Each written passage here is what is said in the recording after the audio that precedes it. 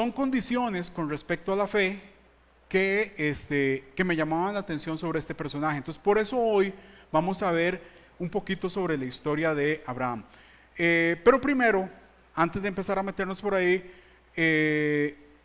quiero que, no, empecemos en el orden en que están. Veamos la presentación, la primera parte de la presentación. Y después, bueno, y otra cosa que le quiero decir, guarde las piedras para el final, todavía no me apedree. Vamos a ir viendo esto en detalle. Hoy vamos a hablar de dos cosas. Vamos a hablar de los libros. Yo sé que la letra esta está pequeña para cierta distancia, pero yo se lo voy a parafrasear y le voy a contar el por qué. Vamos a hablar vamos a usar dos libros, o dos tipos de libros aquí: apócrifos y deuterocanónicos. Los dos es la misma cosa, no se preocupe.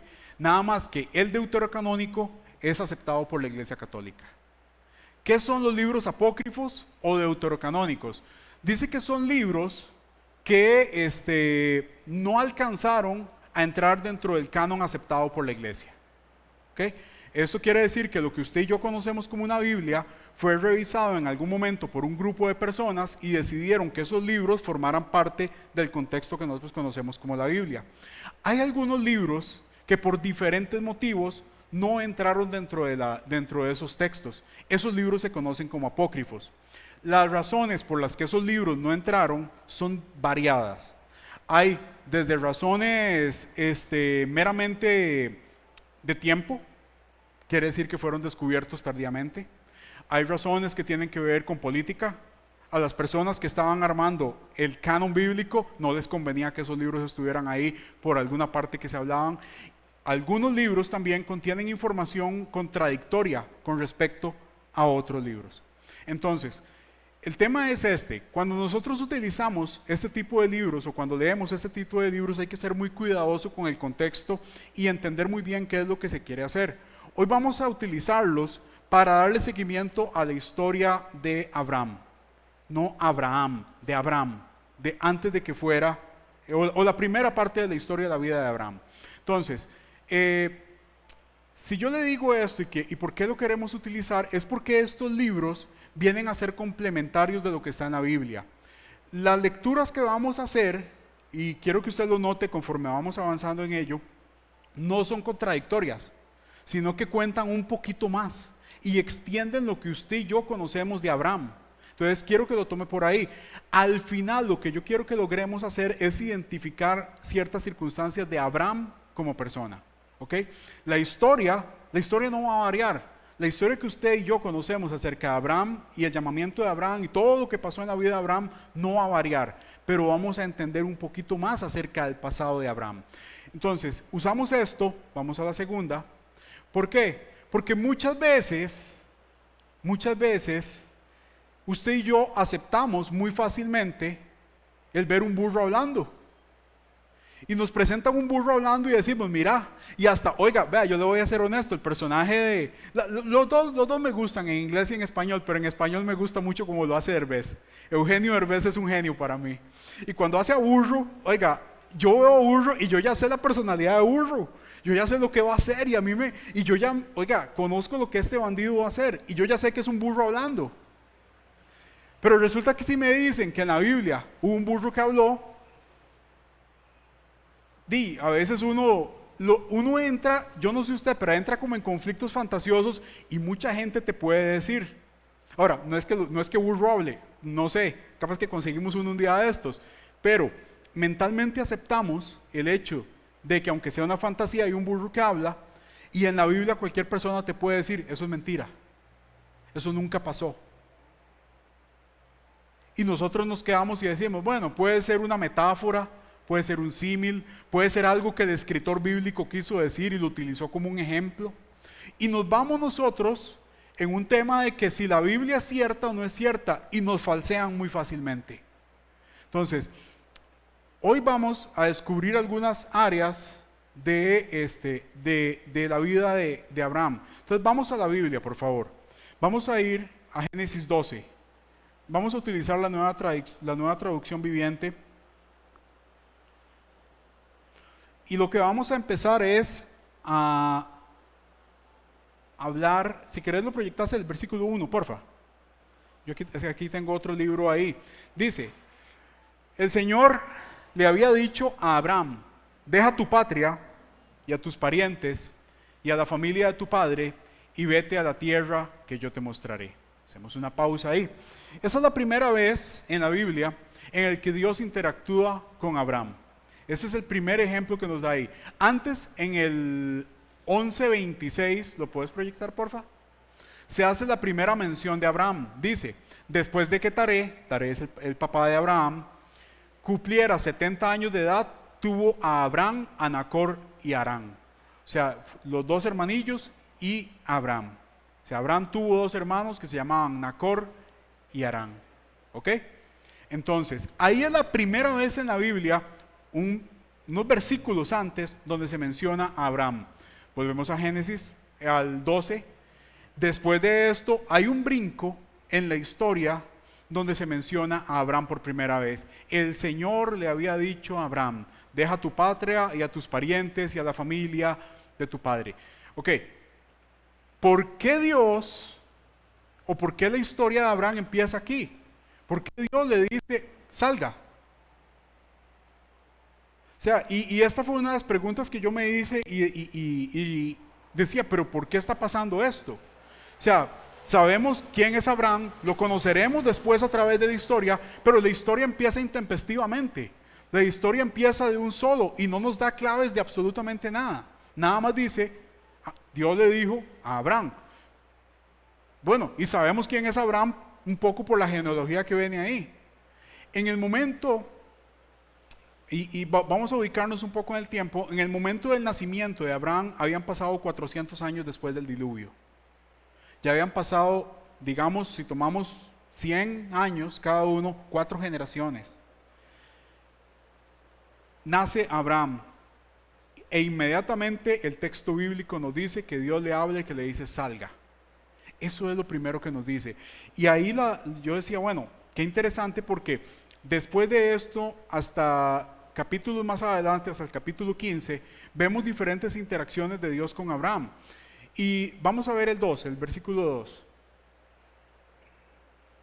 Haré de ti una gran nación, le hace una promesa, te bendeciré y te haré famoso y serás una bendición para otros. Vamos al 3. Bendeciré a quienes te bendigan, maldeciré a quienes te traten con desprecio. Todas las familias de la tierra serán bendecidas por medio de ti. Vamos al 4. Entonces Abraham partió como el Señor le había ordenado. Ok. La historia nos dice que empieza con Dios hablándole a Abraham. Seguidamente le hace promesas de bendición. Y lo que pasa después es que Abraham se va. Pero ¿qué había pasado antes? Ok, número 1. ¿Por qué Dios se desprende tantísimo con una persona que la historia apenas nos está contando la historia? O sea, aparece Abraham y una vez, oiga, le da promesas de promesas. E inmediatamente Abraham hace, eso sí, algo, un acto de obediencia. Sale. Él hace lo que le habían dicho. Pero, ¿qué pasa aquí? ¿Qué sucede? Entonces, aquí es donde vamos a ir un poquito a contar una parte de historia previa.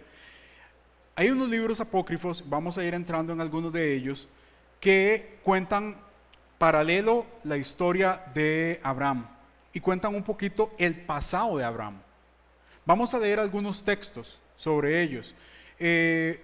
Antes tal vez de ir al texto, el libro de Josué hace una mención a ciertas características de Abraham, pero ahorita vamos a ir ahí. Entonces vamos por favor nuevamente a la presentación y nos vamos a ir a el siguiente slide. Ok, hay un toquecito nada más.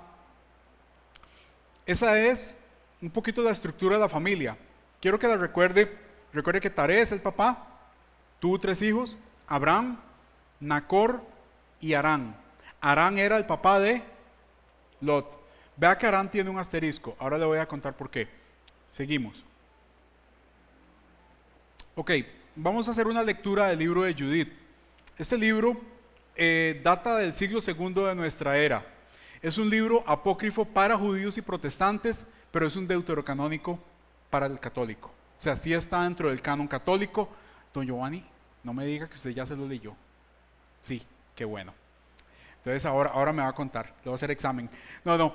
Eli también era católica, ¿verdad? No se acuerda. ¿Y el catecismo? Sí. No, bueno, vea qué interesante. Judith sí está dentro del contexto católico, no dentro del contexto judío y protestante. Entonces vamos a leer lo que cuenta Judith. Dice en Judith, ok, voy a leerlo acá. Bueno, es que de aquí me queda muy lejos. Espere para ver. Ok, Judith 5, del 5 al 17 dice: Achior, el rey de Amón, sígame en la lectura nada más aquí, dice: Su excelencia, présteme usted atención y le contaré la verdad acerca de ese pueblo que ahora vive en las montañas. Puede usted confiar en que le diré solo la verdad. Lo que vamos a ver es una descripción de un general de un ejército que estaban pensando en invadir, o defenderse o ir a la guerra contra el pueblo de Israel. ¿Okay? Lo que vamos a ver es una breve descripción de lo que usted y yo conocemos como la historia de Israel. ¿Okay? Él la hace muy breve. Dice en el versículo 6: Originalmente estos israelitas eran descendientes de los caldeos. Lo subrayé ahí por algo. Dice, pero los caldeos, la letra me está...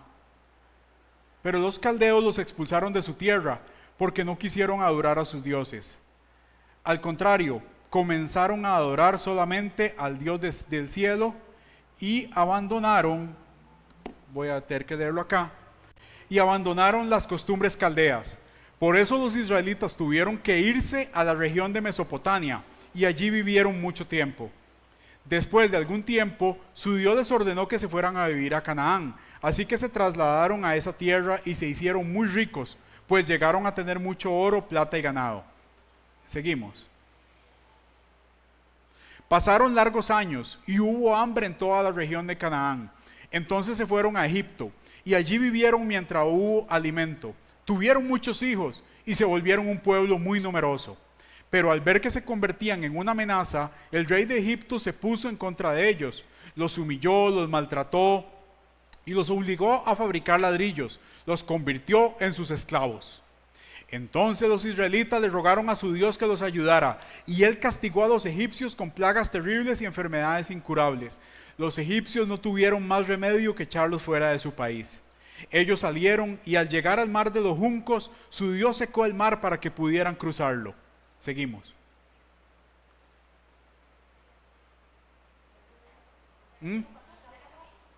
¿Ya lo pasó? Perdón.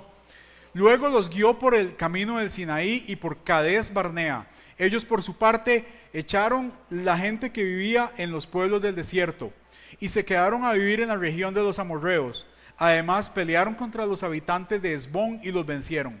Luego cruzaron el río Jordán y se apoderaron de toda la región montañosa, donde se quedaron por mucho tiempo. De allí echaron a los cananeos, a los fereceos, a los jebuseos, a los jereseos y a los de Siquem.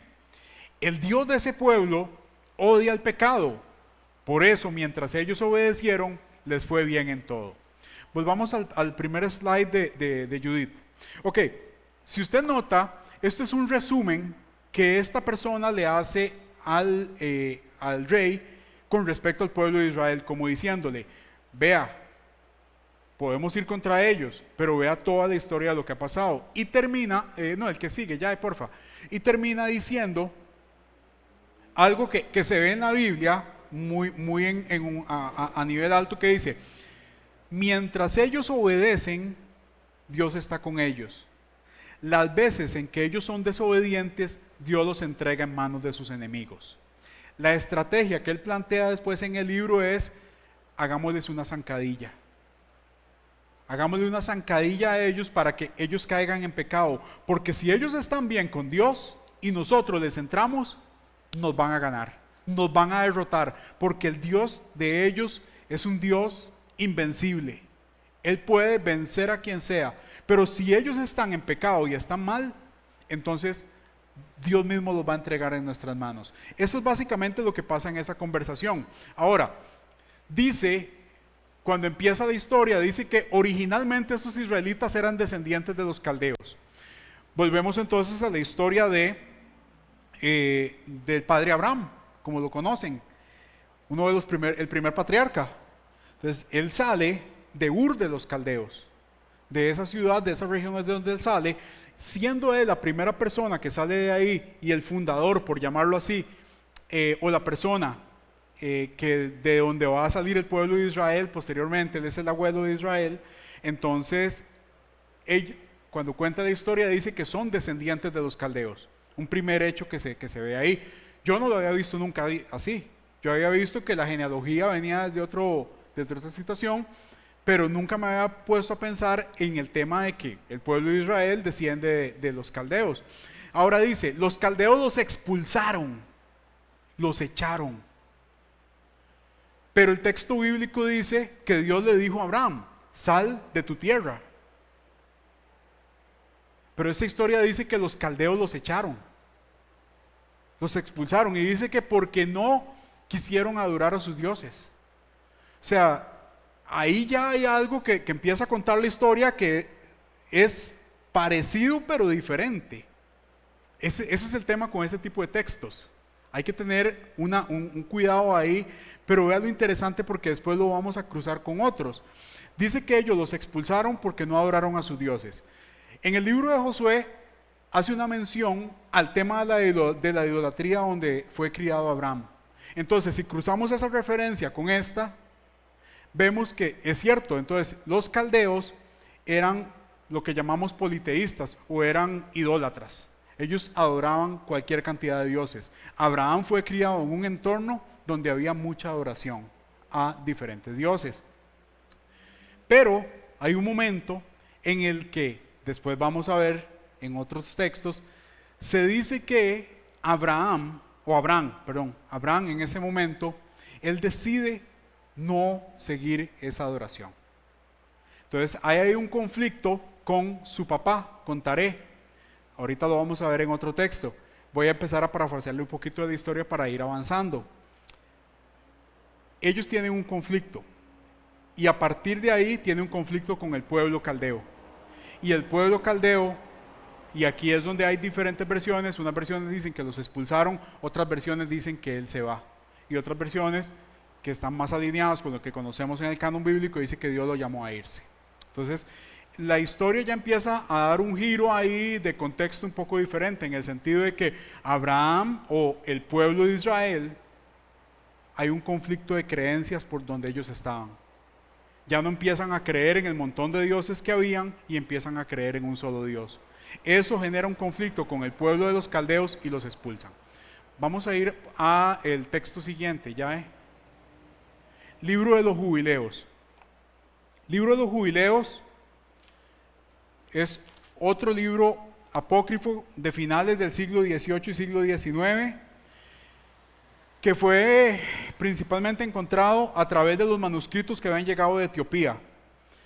Es conocido como el Pequeño Génesis, tiene un origen hebreo y arameo.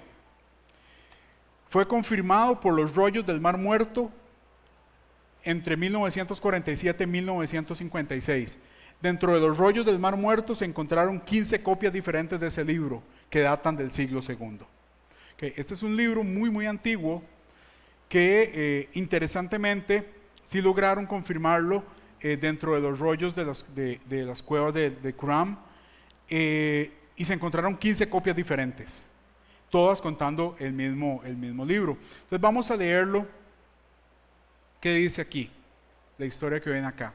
Dice, Abraham, el niño, hablando de Abraham, comenzó a conocer el error de la tierra, cómo todos erraban tras esculturas y abominación. Su padre le enseñó la escritura cuando tenía 2 septenarios, o sea, cuando tenía 14 años, y se separó de su padre para no adorar ídolos con él.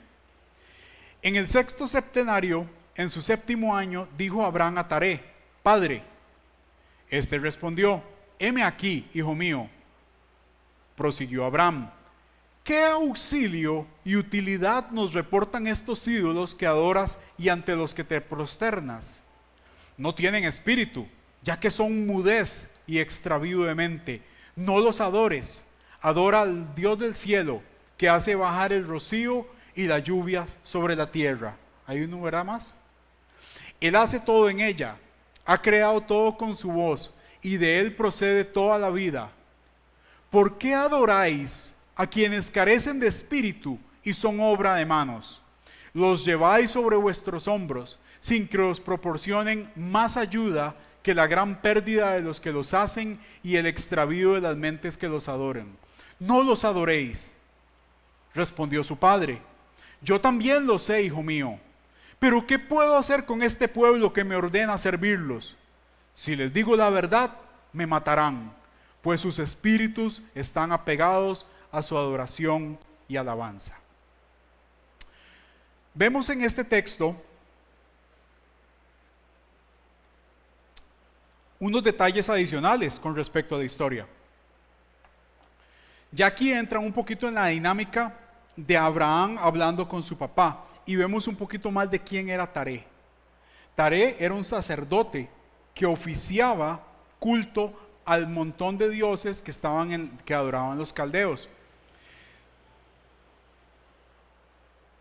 Abraham llegó en un punto de su vida, que después hay diferentes posiciones al respecto, pero donde él dice, ¿por qué nosotros estamos adorando este montón de dioses de palo que están hechos ahí?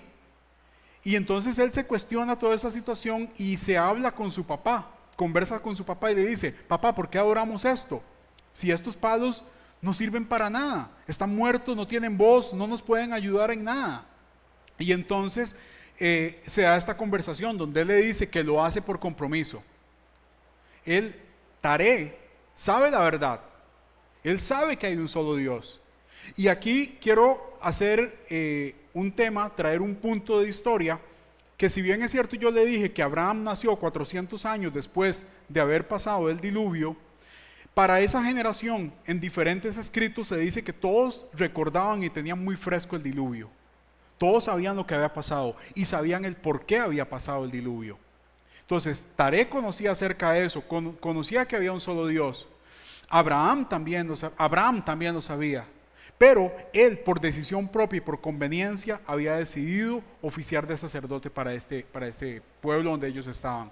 Entonces, aquí hay una diferencia de personas.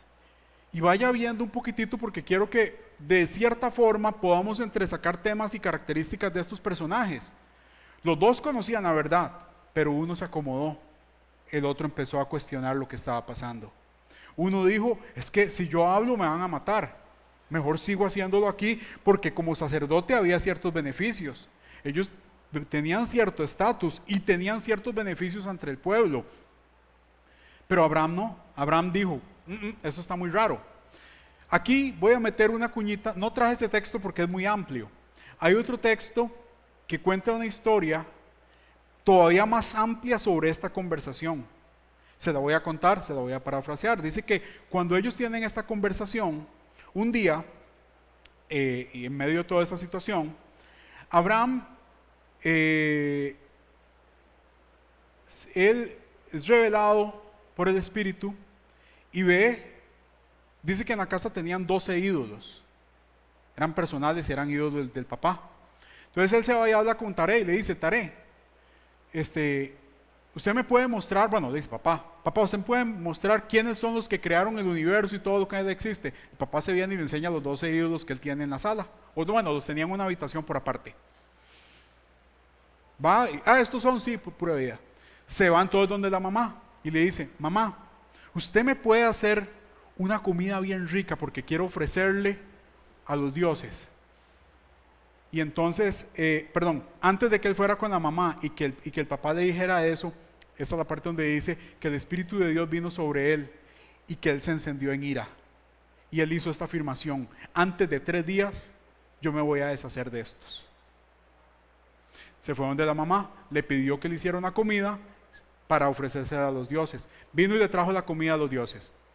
Obviamente, dice que él se sentó a esperar a ver si los dioses se comían el platillo y obviamente pues de ahí la comían. Nada, se perdió. Al día siguiente, él se va y le dice, mamá, yo creo que es que a los dioses no les gustaron, usted me puede hacer algo más rico todavía. Y dice que se fue y buscaron unos cabritos, los mataron y le trajeron más ofrenda y más rico todavía. Y dice que se queda Abraham ahí y obviamente no pasa nada. se pierde la comida. Entonces Abraham ahí se levanta, pero con un puro colerón, y dice que en la casa tenían un hacha de guerra. Se trajo el hacha de guerra y despedazó todos los ídolos. Dice que había un ídolo más grande que los demás. Entonces él, cuando termina de darles a todos, ya los había hecho, le puso el hacha al ídolo grande y salió caminando. Se topó con el papá y el papá lo agarra de la mano, se lo lleva a ver qué pasó y vio todos los ídolos quebrados y le empieza a reclamar y le dice: Abraham, usted quebró los ídolos. Y le dice: no, yo no fui. Es más, pregúntele a mamá. Yo a mamá le dije que me hiciera una ofrenda para venir a darle a ellos. Y yo vine y le traje la ofrenda a ellos. ¿Y sabe qué pasó? Y le dice que cuando vieron la ofrenda, todos se vinieron a tratar de agarrar la comida. Pero el más grande dijo: no están respetando mi posición. Y se fue todo enojado, agarró el hacha y quebró a todos los demás. Vea que hasta el hacha la tiene todavía en la mano. Entonces Taré dice que se queda así enojado viéndolo y le dice: no sea mentiroso, porque esos son de puro palo, esos son imágenes hechas, yo las hice con mis manos, eso no hace, no habla, no piensa, no tiene espíritu, no sirven para nada. No me diga que hicieron eso, porque esos cochinadas no sirven para nada. Entonces Abraham se vuelve y le dice: de papá, pero entonces si son ídolos de palo que no sirven para nada, ¿por qué usted se postra y los adora? Tarem entró en un conflicto, pero él, a diferencia del libro de los jubileos, Taré se enoja con Abraham y va y lo entrega ante el rey de la región. ¿Sabe quién era el rey de la región? Nimrod. Después hablamos de Nimrod. Nimrod se las trae. Y Nimrod, y aquí hay una historia, es que si entramos en esa historia, pero el libro de Daniel y el horno de fuego no es la primera vez que pasa. Nada más con eso se la dejo. Pero vieras qué interesante. Nimrod entra en ese conflicto con Abraham. Y Abraham, entonces, él, como persona, decide defender su fe. Él se mantiene firme y dice: es que yo creo en un solo Dios, que por su palabra creó los cielos y la tierra. Y él se establece y lo que Nimrod había establecido como una estrategia de idolatría en el pueblo caldeo, en el pueblo donde ellos estaban, tenía que ver meramente con un tema de rebeldía, con un tema de retar a Dios. Y bueno, para ponerle un punto a esa historia y continuar con el desarrollo de lo que tiene que ver, porque ya vamos a ir aterrizando con lo que quiero que conversemos sobre Abraham, hay otros libros que se mencionan. Vamos a avanzar ya. Yo creo que hay otro, este se llama el Preparación Evangélica. Se dice pseudoepólomo porque se cree que quien lo escribió era Eupólomo. Así se le dice, pseudoepólomo. Es una obra de origen samaritano del siglo II. Presenta a Abraham como un sabio y estudioso de la astronomía. No vamos a leer esa parte, son textos muy amplios. Y otro que se menciona, Antigüedades Judías, de Flavio Josefo. Viera qué interesante este libro, por la forma en cómo está escrito. Pero dice que presenta a Abraham como un filósofo, alguien muy inteligente y con gran retórica. Ambos libros y muchos textos, y en varios textos apócrifos, incluido un tema que tiene que ver meramente con los judíos, que es el término técnico es la Mistra. Presentan a Abraham como una persona muy inteligente. Algunas personas dicen que le encantaba mirar los astros, que dicen que incluso él era astrónomo, que fue uno de los primeros astrónomos, que él le enseñó astronomía a los caldeos. Lo presentan como una persona muy preparada en la observación de astros, en el conocer las estaciones, en el conocer los tiempos. Hay una palabra en uno de ellos que cuenta una historia acerca de Abraham, también conocedor de los tiempos de la siembra y la cosecha. Entonces hay mucha información adicional sobre Abraham. No la vamos a retomar toda, pero diferentes fuentes de diferentes tiempos, de diferentes personas, mencionan puntos que concuerdan en la historia de Abraham. La Mishra es básicamente la tradición oral de los judíos. Dentro de la tradición oral de los judíos, historias que se cuentan acerca de Abraham, algunas de ellas confirman esto. Todo esto que estamos contando aquí son historias que se han estado contando en el pueblo judío a través de los tiempos. ¿Por qué no se incluyen muchas veces dentro de los textos? ¿O por qué muchas veces no se habla abiertamente de todo esto? Bueno, una de las cosas que pude leer y que pude ver también dentro de una investigación es que, y esto, caramba, es algo que pasa a través de todo el texto bíblico y que el mismo pastor, y esto me hace regresar a hace 4, 5, 6 años atrás que empezamos a hablar un poquito más sobre temas del hebreo. Ok, porque hay, número uno, porque hay diferentes formas de traducción del hebreo. Número dos, porque las personas que traducen tienen intereses muchas veces religiosos o tienen intereses políticos. Hay a veces traducciones o palabras que se dicen o no se dicen o no se incluyen porque me va a beneficiar o me va a perjudicar después. Número 3, porque muchas de las traducciones a los idiomas que usted y yo conversamos, el inglés, el español, lo que sea, vienen hechos por monjes o por curas católicos que a su conveniencia o por mezclas con el latín o con el griego pierden el sentido de la traducción y se diluyen muchas veces y entonces por eso se pierden esos textos. Número 4, porque, y recientemente estuve en Costa Rica Adolfo Reutemann hablando sobre esto. Adolfo Reutemann era el curador de los rollos del Mar Muerto y decía que muchos de esos rollos no había la tecnología establecida para poder interpretarlos y leerlos correctamente. Y él decía que tal vez en esos rollos se encuentren palabras nuevas o signos nuevos. Y él decía que una sola palabra, un signo de puntuación, puede cambiar el sentido total o literal de algún texto que usted hayamos leído. Entonces él decía que hay alguna probabilidad que en el futuro, después de una interpretación nueva, la Biblia pueda ser reescrita o pueda ser cambiada. Entonces, no quiero decir con esto que el texto bíblico esté mal o esté incorrecto, no. La palabra inspirada de parte de Dios y con la cual nosotros nos basamos. Pero muchas veces hay historias que se cuentan paralelas en todo este tipo de textos que vienen a enriquecer el conocimiento de lo que nosotros tenemos. Ahora, sabiendo todo esto que le acabo de contar acerca de Abraham, ¿qué piensa usted? Porque yo aquí hice un alto en el camino y me puse a pensar, ok, la Biblia dice, y Dios sacó a Abraham y le hizo un montón de promesas. Ahora, conociendo todo esto, ¿qué le queda a usted de Abraham como persona o de Abraham como persona para que Dios haya hecho eso? A mí ya me da un poquito más de contexto. Yo veo en Abraham una persona que, si bien es cierto, le dicen, y vamos porfa a Romanos 4. Vamos a ir a Romanos 4. Antes de ir a Romanos 4, quiero dejarle esta primera pincelada de lo que yo pienso de Abraham. Abraham se le menciona como el padre del monoteísmo, el padre de las personas que creen en un solo Dios. Yo creo que el entorno en el que él se movía y la decisión que él tomó fue una decisión muy valiente.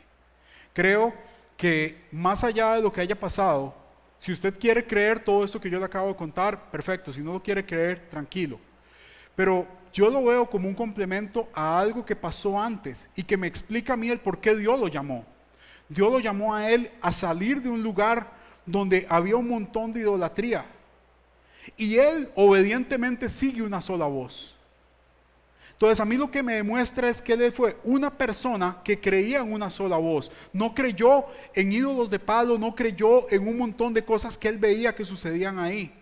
Él rompió con eso, sus creencias eran totalmente distintas, pero él, aparte de creer en un solo Dios, tomó una decisión de sostenerse y de mantenerse en sus creencias firmes.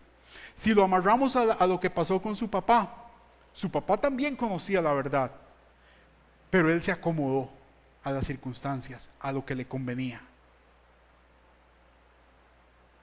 Dice Romanos 4, vamos a leer casi todo el capítulo, vamos a ir rápido. Dice, humanamente hablando, Abraham fue el fundador de nuestra nación judía. ¿Qué descubrió él acerca de llegar a ser justo ante Dios? que si sus buenas acciones le hubieran servido para que Dios lo aceptara, habría tenido de qué jactarse. Pero esa no era la forma de actuar de Dios. Pues las Escrituras nos dicen, Abraham le creyó a Dios y Dios lo consideró justo debido a su fe. Cuando la gente trabaja, el salario que recibe no es un regalo, sino algo que se ha ganado. Pero la gente no es considerada justa por sus acciones, sino por su fe en Dios, quien perdona a los pecadores. David también habló de lo mismo cuando describió la felicidad de los que son declarados justos sin hacer esfuerzo para lograrlo. Oh, qué alegría para aquellos a quienes se les perdona la desobediencia, a quienes se les cubren los pecados. Sí, qué alegría para aquellos a quienes el Señor les borró el pecado de su cuenta. Ahora bien, ¿es esta bendición solamente para los judíos o es también para los gentiles incircuncisos?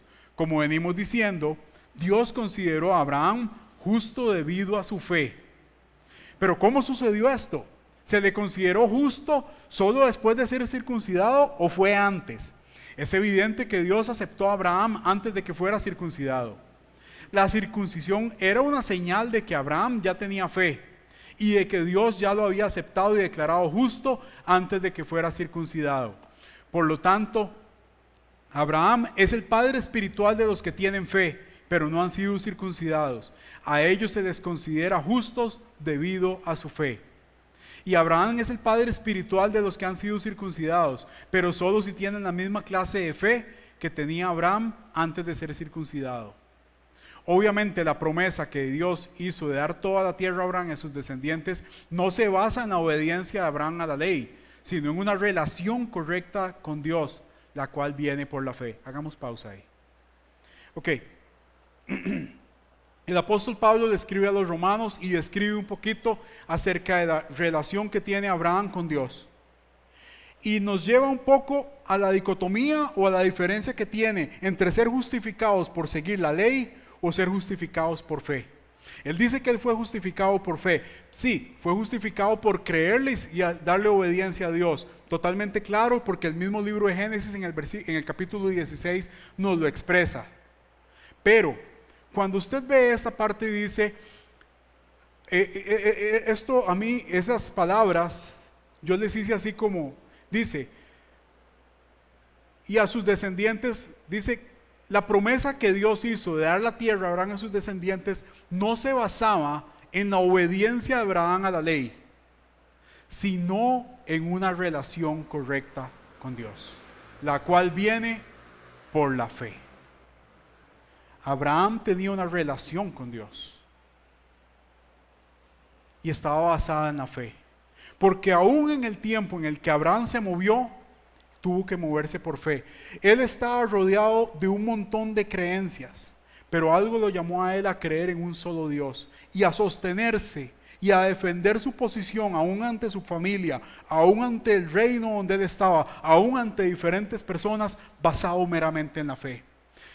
Hay escritos que hablan de que su relación con Dios viene después de esa manifestación de rebeldía, llamémoslo así. Él se revela ante las creencias que lo estaban rodeando y Dios es llamado a atención por lo que él hizo. Se fija en él y empiezan a tener una interacción. Él y Dios, él y Dios. El apóstol Pablo habla de una relación correcta con Dios a través de la fe. A partir de ahí, retomamos el camino bíblico y dice que Dios lo saca y vienen las promesas de parte de Dios y todo lo que usted y yo conocemos.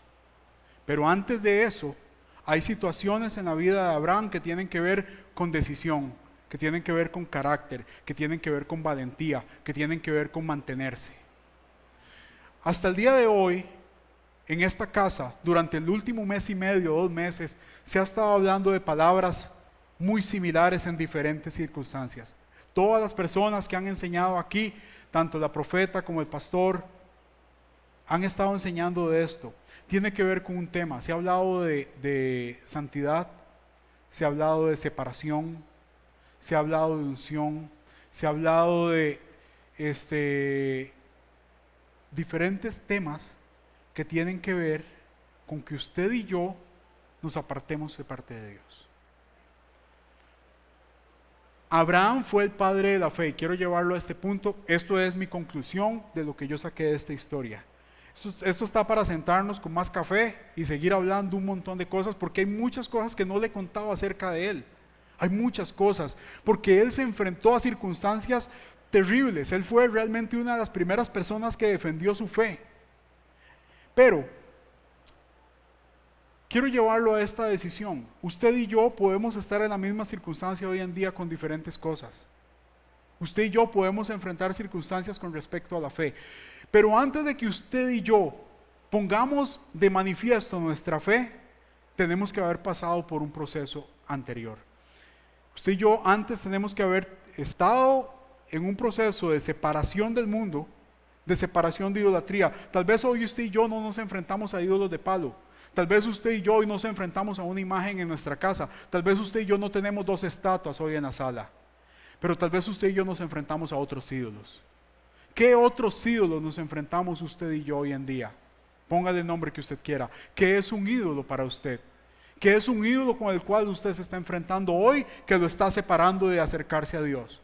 ¿Qué es ese ídolo que se planta delante de usted hoy en día que lo está separando de tomar una decisión de fe y acercarse ciegamente a Dios? Aquí le hemos hablado 15 años acerca de quién es Dios, de quién es Dios para nosotros, de lo que Dios puede llegar a ser. Tenemos sueños, tenemos promesas, queremos hacer un montón de cosas, pero hay cosas en nuestra vida que nos están alejando de esa decisión. Y usted y yo podemos tomar hoy 2 actitudes. La actitud de Abraham de retar y decir: no voy a seguir eso, yo voy a seguir lo que Dios dice quién soy. O puedo tomar una decisión muy sencilla y acomodarme a lo que está pasando. ¿Por qué? Porque si no me matan, dijo el papá de Abraham. ¿O por qué? Porque es que si no, es que vea, yo no me quiero meter a profetas, aunque tenga mi llamado profético, porque es que ahí me van a poner a ayunar y me van a poner a orar. Uy, no, profeta, es que usted me pone a ayunar a mí. Y entonces, vieras que es que yo ya no voy a ser profeta. Mejor me quito, porque la tripa se me tuerce. Ay, me da gastritis. Uy, puede que pase. A mí es uno que el ayuno me hago horrible. Yo le voy a ser honesto. Pero de ahí, ¿qué hacemos? ¿Me acomodo o me decido? Porque viera que la historia de Taré, en esos libros que se cuentan por ahí, no terminó muy bonita. Nimrod no se la perdonó.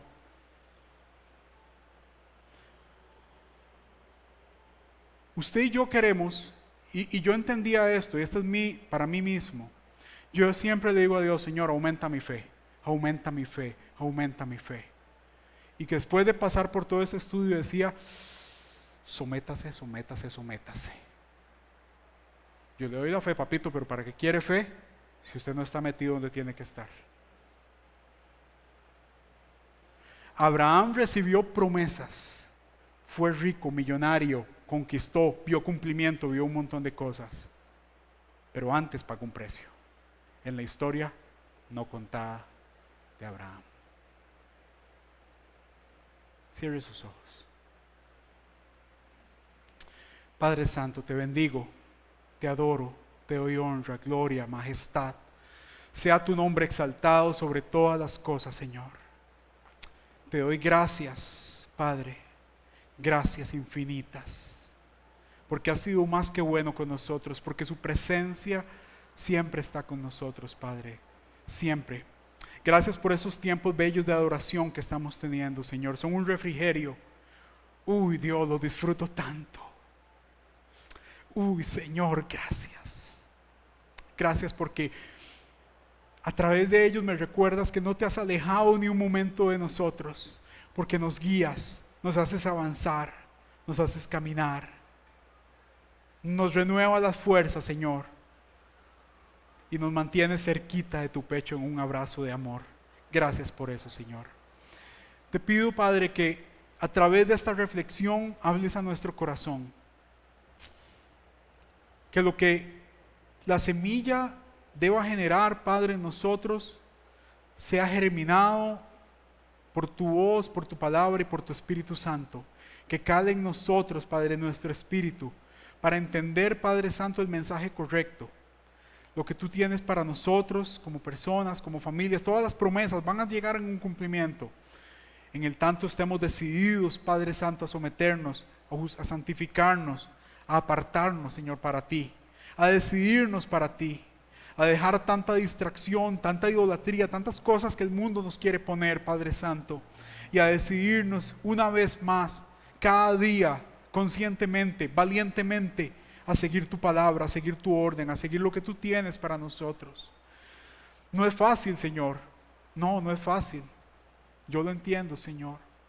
Pero te pido que ahí intervengas tú en nosotros. Fortalécenos. Danos valentía, Señor, donde nos haga falta, Padre Santo, en algún momento donde el temor venga a invadirnos, Señor. Trabaja en nosotros, actúa en nosotros y danos esa fortaleza que necesitamos. Danos también, Señor, Padre Santo, una convicción más fuerte de quién eres tú en nuestra vida, Señor. Revélate, Señor, más profundamente. Te pido que te acerques, que esa relación que tenemos que tener contigo sea más íntima cada día. Seas más cercano, Señor. Rompe las barreras que deban de ser rotas, Señor. Si hemos puesto nosotros un muro de orgullo, rómpelo, no sé cómo, Señor. Si hemos puesto un muro de temor, Padre, abrázanos con tu amor. Todo lo que nos separe de ti hoy, trata, Señor, de ayudarnos a que lo rompamos nosotros también. Queremos estar cerquita de ti, cerquita, bien cerca de tu corazón, Señor. Adorarte, amarte, estar contigo, Padre, en cada momento. Te amamos, te adoramos, Señor. Te adoramos, Padre, en el nombre de Jesús. Amén y amén.